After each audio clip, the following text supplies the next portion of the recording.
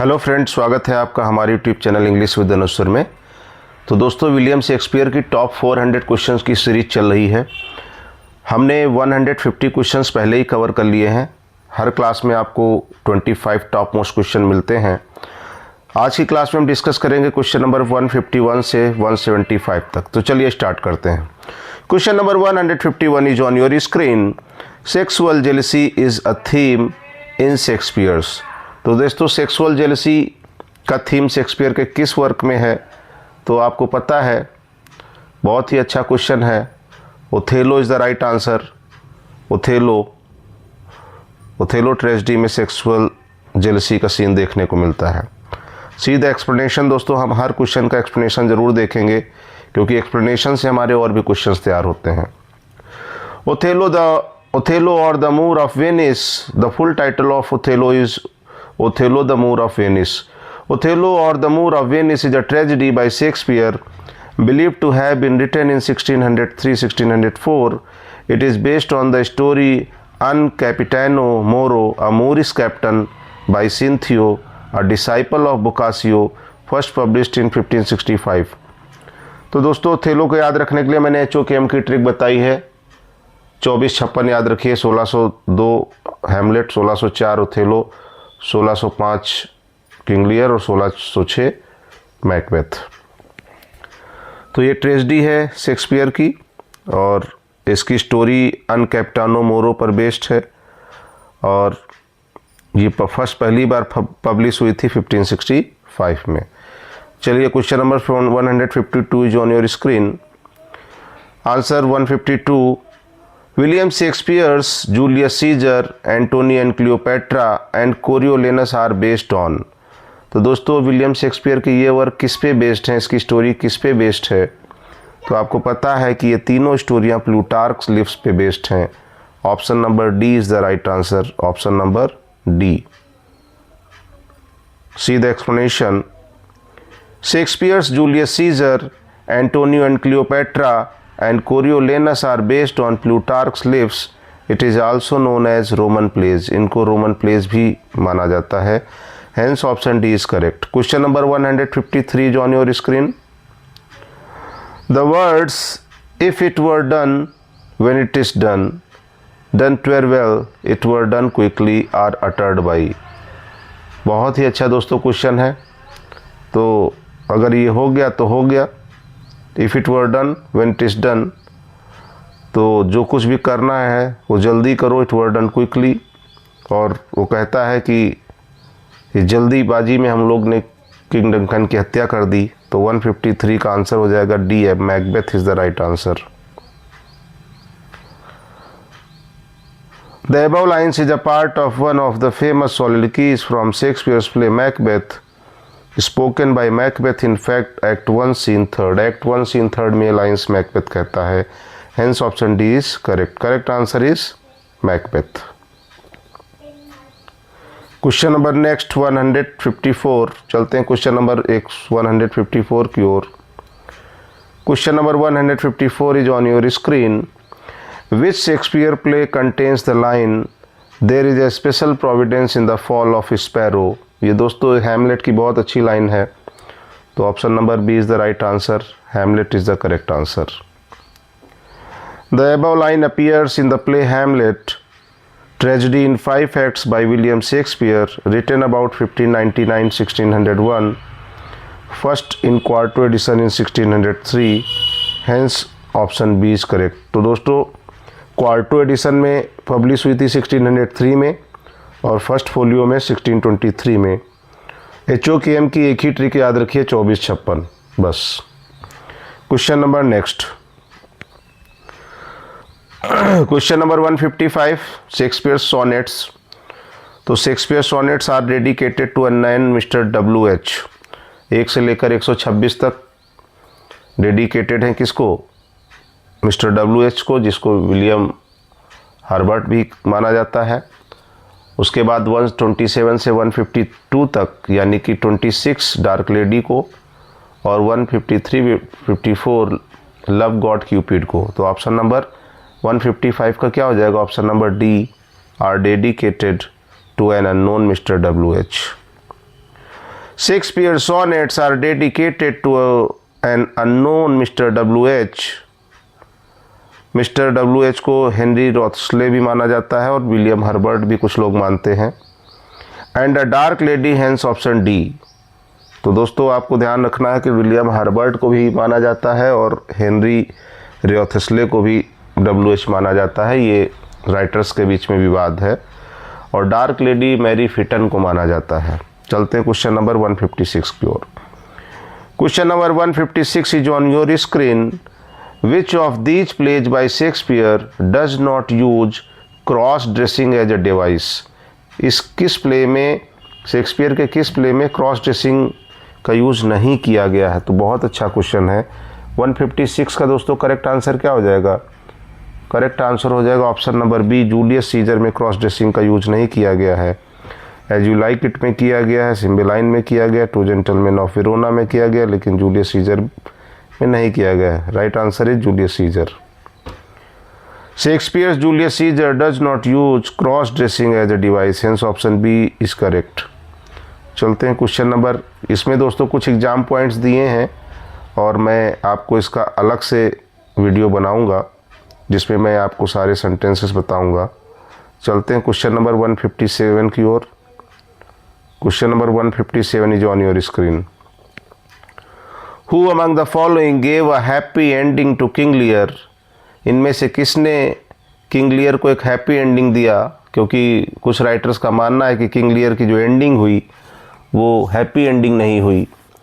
तो 157 का दोस्तों करेक्ट आंसर क्या हो जाएगा? Nahum Tate is the right answer. Option number B, Nahum Tate is the right answer. See the explanation. Nahum Tate in the history of King Lear 1681 में इन्होंने एक work लिखा, the history of King Lear, altered the ending of the original King Lear by Shakespeare. और इन्होंने जो Shakespeare ने originally ending की थी उसको इन्होंने क्या किया? चेंज किया। इसको उन्होंने एक हैप्पी एंडिंग देने का प्रयास किया। Hence option B is correct. Nahum Tate is the right answer. Question number 158, read the following statement and the reason given for it, choose the right response. दोस्तों स्टेटमेंट रीजन का question है, UGC NET 2011 का। Assertion है कि Othello killed Desdemona, Othello ने Desdemona को मार दिया था। रीजन है बिकॉज डेस्डेमोना कमिटेड इनफिडेलिटी, क्योंकि डेस्डेमोना ने उसके साथ जो अनफेथफुल रही थी। तो पहला तो दोस्तों सही है कि ओथेलो ने उसको मार दिया था। दूसरा सही है क्या? तो ऐसा नहीं है। A is true but R is false. तो option number C will be right answer. A तो सही है लेकिन वो इनफिडेलिटी नहीं किया था उसने, वो फेथफुल थी। इमिलिया ने ये बात बताई थी यागो की वाइफ ने। Option number C is right. Othello killed Desdemona, Othello ने डेस्डेमोना को मार दिया था because he believed that Desdemona is unfaithful to him with Cassio, क्योंकि उसे लगता था कि डेस्डेमोना का चक्कर जो है वो कैसियो के साथ है। और यागो उसके मन में ये बात भर देता है कि जो डेस्डेमोना है वो उसका अफेयर कैसियो के साथ है। और ओथेलो की गलती ये है कि वो यागो की बात पे विश्वास कर लेता है, बिना सोचे विचारे कुछ नहीं करना चाहिए। Question number 159 is on your screen. Who among the following women writer famously imagined the plight of Shakespeare sister.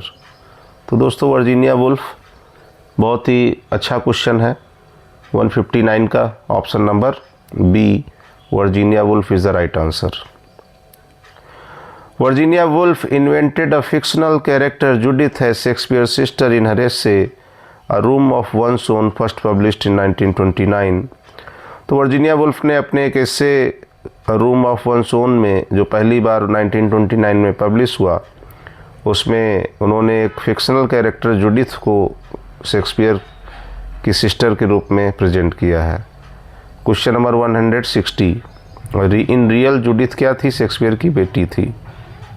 Hamnet बेटा था, जुडिथ और सुसन्ना, सुजैना भी कुछ लोग पढ़ते हैं, बट मैं हमेशा कहता हूँ कि स्पेलिंग याद करने के लिए अपने हिसाब से प्रोनाउंसिएशन करिए।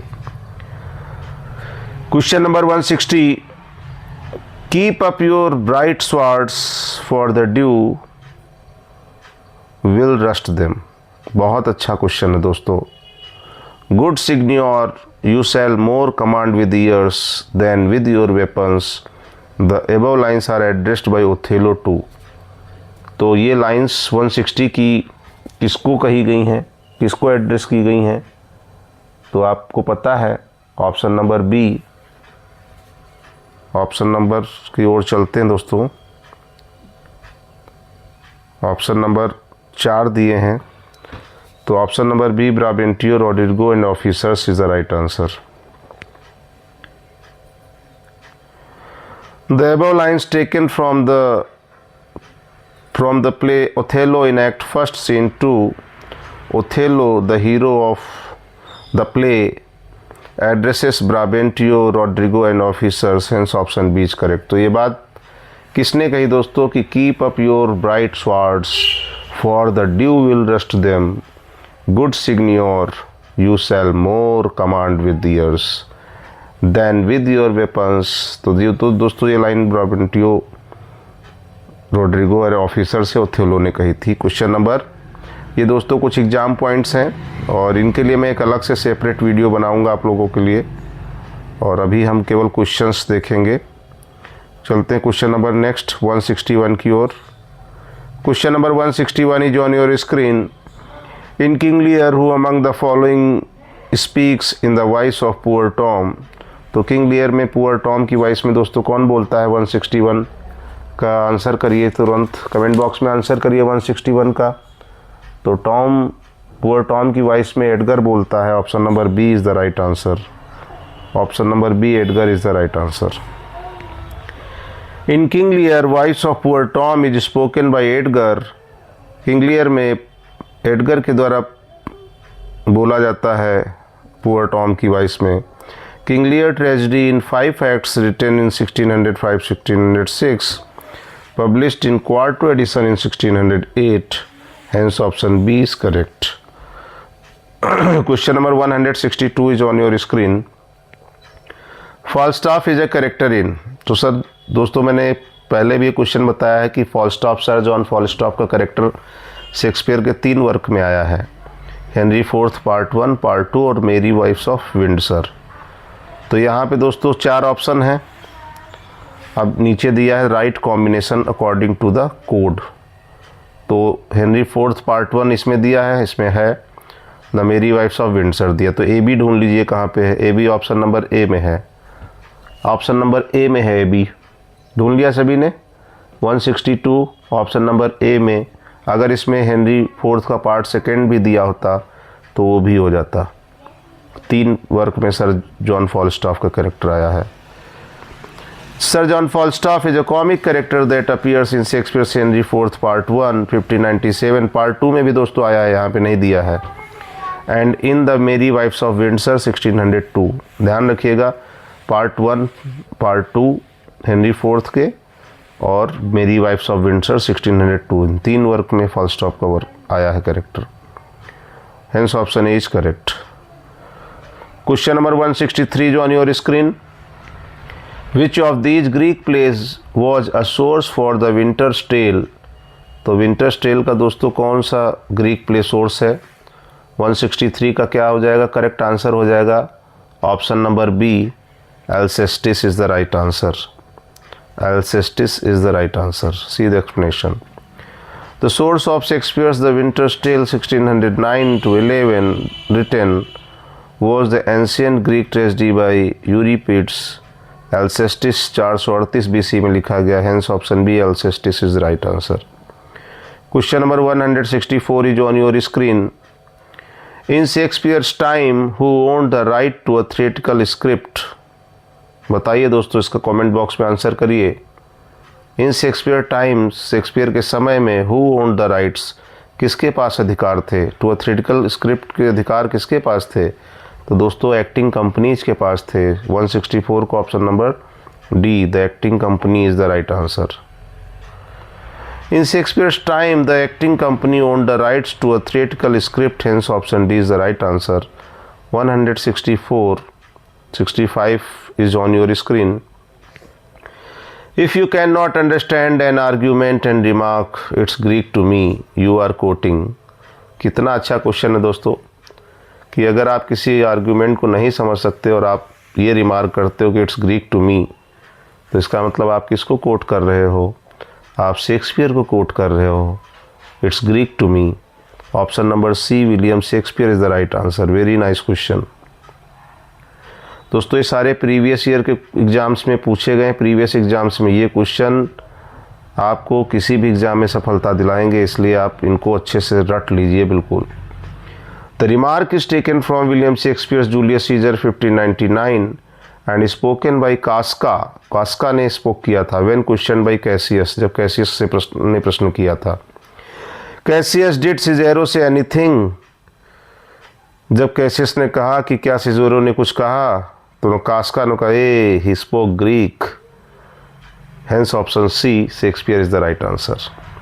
चलते हैं क्वेश्चन नंबर 166 की ओर दोस्तों। Question number 166 is on your screen. 65 हो गया था, हाँ 66 की ओर चलेंगे। Question number 166 is on your screen. In King Lear for what reason, question number 166, in King Lear for what reason does Kent assume a disguise. यहाँ पे दोस्तों केंट है, डच के बाद केंट, KENT। तो in King Lear for what reason does Kent assume a disguise, किस वजह से जो केंट था वो भेष बदल कर किंग लियर में रहने लगा था। तो 166 का दोस्तों करेक्ट आंसर क्या हो जाएगा? Option number A, to continue to serve Lear. Though Lear, क्योंकि लियर ने उसको क्या कर दिया था, लियर हैज बैनेस्ड हिम, क्योंकि उसको वहाँ से निकाल दिया था।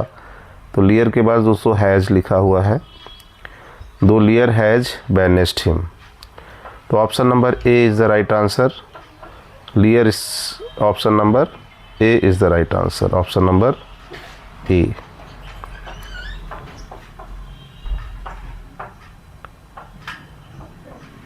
चलते हैं क्वेश्चन नंबर इसके एक्सप्लेनेशन की ओर 66 के। Kent assumed disguise to continue to serve Lear though Lear has banished him. हालांकि किंग लियर ने उसको वहाँ से निकाल दिया था। जब उसको कॉर्डेलिया का पक्ष लेता है तो किंग लियर उससे भी नाराज़ हो जाता है और उसे भी उससे निकल जाने को कहता है, लेकिन वो उसका सच्चा सेवक था, इसलिए केंट भेष बदल कर रहने लगता है उसी की सेवा में। 167 Shakespeare's narrative poem is, Shakespeare की नरेटिव पोएम कौन सी है दोस्तों?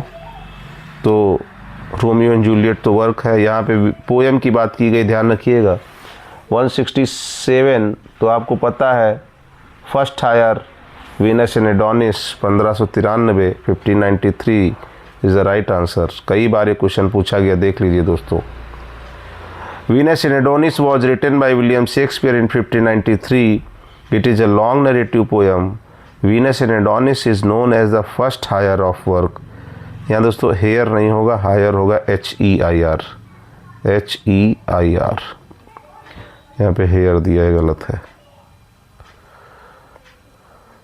तो first heir of invention said by William Shakespeare, it was written in 6 line stanza. ध्यान रखिएगा, Venus and Adonis 1593 6 line stanza, the rape of Lucrece 1594 1594 in 7 line, rhyme royal जिसको कहते हैं। Question number 168 is on your screen. Doctor Johnson defend Shakespeare's violation of the unities on grounds of. Comment में बताइए दोस्तों क्या होगा correct answer 168 का। Option number A, the reader's ability to reconstruct is the right answer. Explanation देख लेते हैं। Doctor Johnson defend Shakespeare's violation of the unities on grounds of the reader's ability to reconstruct. Sir question number 169 is on your screen. Sir Toby Belch and sir Andrew Aguecheek are famous characters in. तो दोस्तों ये दोनों famous character आपने works पढ़े हैं, 12th night के दोनों ही famous character हैं। 169 का option number D 12th night is the right answer. Sir Toby Belch and sir Andrew Aguecheek are famous characters in Shakespeare's 12th night. इसी की दोस्तों इंपॉर्टेंट लाइन है, if music be the food of love play on. Sir Toby Belch and Sir Andrew Aguchi are famous characters in Shakespeare's Twelfth Night, believed to have been written about 1600. Sir Toby Belch was Olivia's uncle, and Sir Andrew Aguchi was a rich man who Sir Toby brings to be Olivia's wooer. यानी कि Olivia को पटाने के लिए लेके आता है Toby Belch, Olivia के अंकल। Question number 170 is on your screen. In as you like it who said to whom the following. कितना अच्छा क्वेश्चन है कि एज यू लाइक इट में ये किसने कहा एज यू लाइक इट में, all the world is a stage. तो दोस्तों ये लाइन किसने कही थी? ये लाइनें जैक्स ने कही थी ड्यूक सीनियर से कि all the world is stage, ये पूरी दुनिया क्या है? एक रंगमंच है और हम सब कठपुतली हैं। We are the merely players. All the world is a stage is the phrase that begins a monologue from William Shakespeare's as you like it, spoken by the melancholy Jacks in Act 2nd, Scene 7th. The speech compares the world to a stage and life to a play, and catalogues the 7 stages of a man's life, sometimes referred to as the 7 ages of man. तो first age है infant, second age है school boy, third age है lover, fourth age है soldier, fifth age है justice, और sixth age है pantaloon, और सबसे लास्ट एज क्या है? Seventh age old age, facing imminent death, और लास्ट में मृत्यु हो जाती है। तो क्वेश्चन नंबर 171 की ओर चलते हैं। ये दोस्तों मैं आपको बाद में कराऊंगा, मैंने कहा है आपको। तो 170 हमने दोस्तों कहा था इस क्लास में हम कितने करेंगे क्वेश्चन? 170 तक करेंगे। तो 170 दोस्तों हो गए हैं, और 175 मैंने कहा था दोस्तों।